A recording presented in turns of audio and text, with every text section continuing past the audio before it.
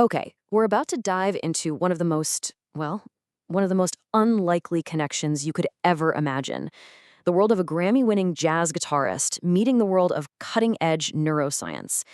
It's a story about a surprising theory of everything, and it comes from a place you would absolutely never expect.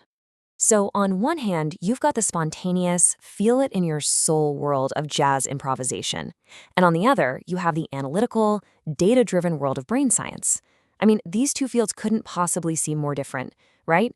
Which, of course, raises a pretty big question. Why in the world would the largest gathering of brain scientists on the planet invite a musician to give their main speech? What could a guitarist possibly have to teach 30,000 neuroscientists about the human brain?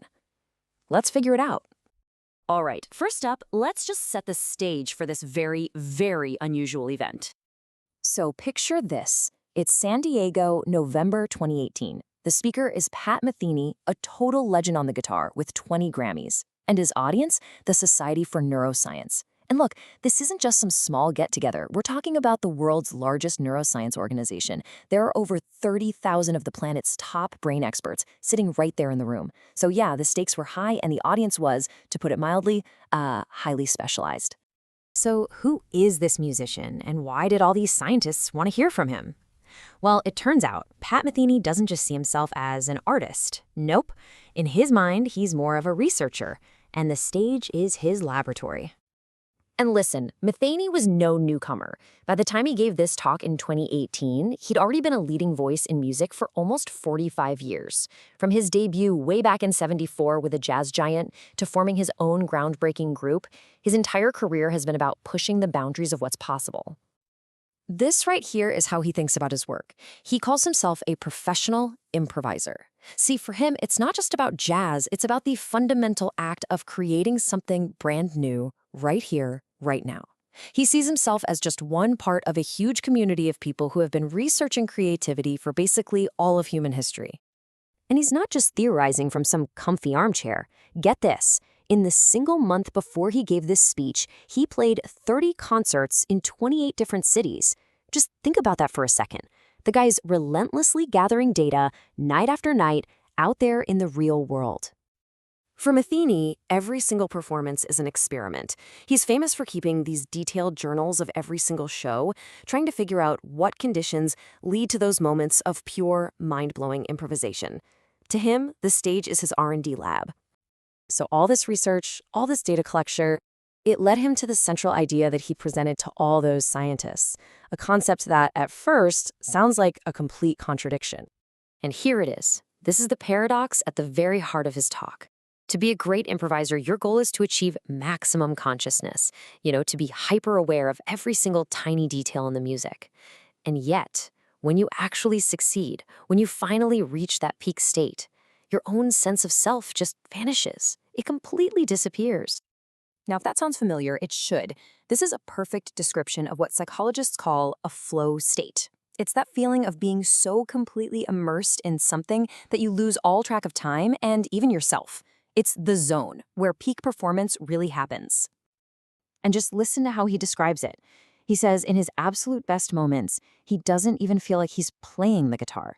He feels like he's just a listener. It's as if the music is flowing through him, not from him. He calls it a state of engagement/detachment, and this is the phenomenon he wanted the neuroscientists to help him understand. Okay, so how does he explain this crazy paradox? Well, Metheny came up with a simple framework for understanding creativity, one that breaks it all down into two distinct but totally connected parts. He calls it the intersection where brain meets soul. On the brain side, you've got all the technical measurable skills, and then on the soul side, you have that mysterious, unquantifiable X factor. So first, let's talk about the brain side.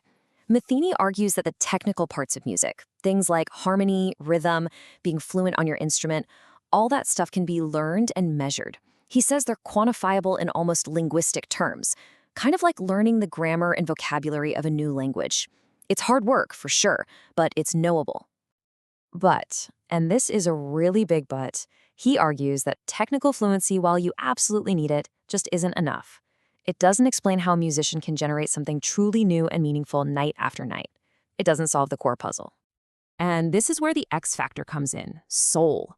This, he told the scientists, is the real currency that musicians trade in. It is the hardest thing of all to measure, but it's the most central component that makes music actually feel alive and human. And that, he said, is the huge gap in our understanding. So all of this led him to his final big idea, a totally new way to think about and value artistic greatness, especially in a world that kind of tries to flatten everything out. He calls it units of human achievement. And yes, he actually joked that the term was trademarked. He proposed this as a new kind of currency, a way to measure that incredible, fantastic combination of skill and wisdom that you find in the highest forms of artistic expression. So where can you find these units in high concentration? Well, he points to things like a symphony by Mahler, or an incredible performance by the Berlin Philharmonic, or a truly great night of improvised music. These are those moments where decades of quantifiable skill and unquantifiable soul come together to create something absolutely profound. And this really leaves us with a final question he was putting to those 30,000 scientists. And it's a question we can all ask ourselves. And whatever it is you do, what's your brain? The skills you can learn and measure. And what's your soul? That unquantifiable X factor that truly defines greatness.